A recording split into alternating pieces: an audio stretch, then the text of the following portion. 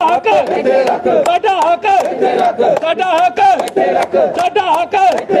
पूरी सफाई कर्मचारी यूनियन आज यहाँ टाउन हॉल में मौजूद है और टाइमली सैलरी ना होने पर ये सब लोग काफी नाराज हैं। आइए बातचीत करने की कोशिश करते हैं और जानने की कोशिश करेंगे कि आखिर साडा हक आवाज दो, हम एक हैं।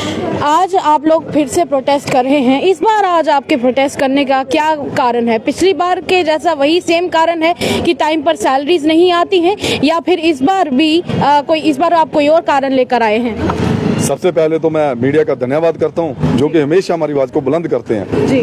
जैसे कि आपने कहा सैलरी का, बिल्कुल सैलरी का इशू है। जब हम प्रोटेस्ट करते हैं फिर 6 महीने आराम से जो सैलरी का इशू है वो सेट आउट हो जाता है। सैलरी जो है वो 5 तारीख से पहले पहले आ जाती है। अब 6 महीने हो चुके हैं, अभी तक जो सैलरी है उसका कोई इन्होंने डेट फिक्स नहीं की हुई। जैसे कि परमानेंट की सैलरी की बात करें तो 21 को हमारी जो अटेंडेंस शीट होती है वो यहाँ पर जमा हो जाती है, लेकिन 8 दिन बड़े होते हैं सैलरी के लिए।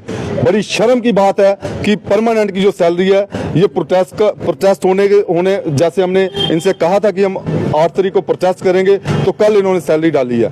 अगर अटेंडेंस शीट इनके पास पहुंच जाती है तो बड़ी शर्म की बात है कि इनको 15 दिन चाहिए सैलरी बनाने के लिए।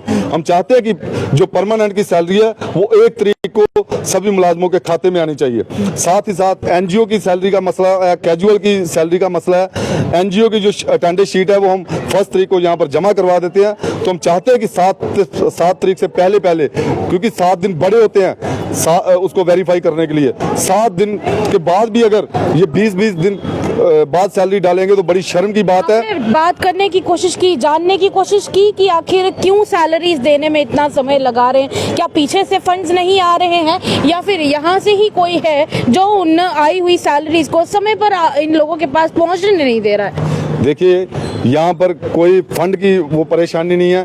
फंड हमारा हर फर्स्ट तारीख को आ जाता है, लेकिन यहाँ पर जो है यहाँ से ही इनको परेशानी होती है। यहाँ से इनसे जो अटेंडेंस है वो वेरीफाई नहीं होती है, यहाँ से अटेंडेंस जो है वो नहीं बनती है। तो मैं कमिश्नर साहब से अपील करता हूँ कि अगर आने वाले समय में जो परमानेंट की सैलरी है वो अगर 5 से पहले नहीं होती है या एनजीओ कैजुअल की किसी भी सैलरी अगर लेट होती है तो जम्मू म्युनिसिपल कॉर्पोरेशन में आने वाले समय में एक बड़ा आंदोलन मिलेगा यहाँ पर देखने के लिए। और जहाँ आप बता रहे हैं कि बड़ा आंदोलन होगा, क्या उस आंदोलन में काम छोड़ हड़ताल होने वाली है या फिर एक हंगर स्ट्राइक होने वाली है? देखिए हमने ट्रेड यूनियन के एक्ट के हिसाब से चलते हैं। आने वाले समय में हम इनको एक नोटिस देंगे।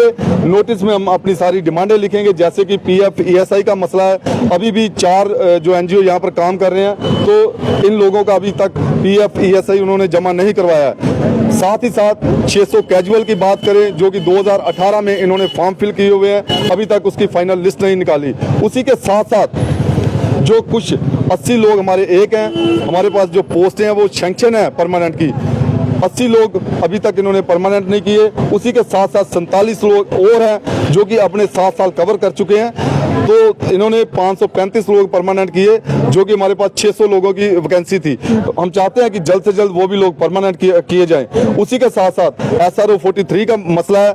आज हमारे यहाँ पर आप सभी जानते हो कि शहर को साफ करने के लिए जो हमारी स्ट्रेंथ है वो पहले से कम है। हम चाहते हैं कि जल्द से जल्द SRO 43 लागू किया जाए ताकि जितने भी हमारे केस हैं पेंडिंग पड़े हुए वो जल्द से जल्द अपने अपने कामकाज पर लगे। तो अगर हमारी डिमांडें पूरी नहीं होती हैं आने वाले समय में एक लंबा प्रोटेस्ट होगा और हो सकता है कि काम छोड़ हड़ताल पर भी जितने भी जम्मू म्युनिसिपल कॉर्पोरेशन के मुलाजिम हैं वो काम छोड़ हड़ताल भी जा। क्या नाम है आपका? मेरा नाम डैनियल। कितनी सैलरी मिलती है आपको? सैलरी 9,000। 9,000 मिलती है। कब कब आती है सैलरी? सैलरी लेट हो जाती है, कोई 20 को कोई 25 को। तो इतनी देर से अगर आपको सैलरी आती है तो फिर घर कैसे चलता है आप लोगों का? बड़ी मुश्किल है। पिछले महीने हमने एडमिशन नहीं करा सके बच्चों की, हमारे बच्चे घर बैठे हैं। तो ये कारण है कि जिसकी वजह से आप लोग प्रोटेस्ट कर रहे हैं जी।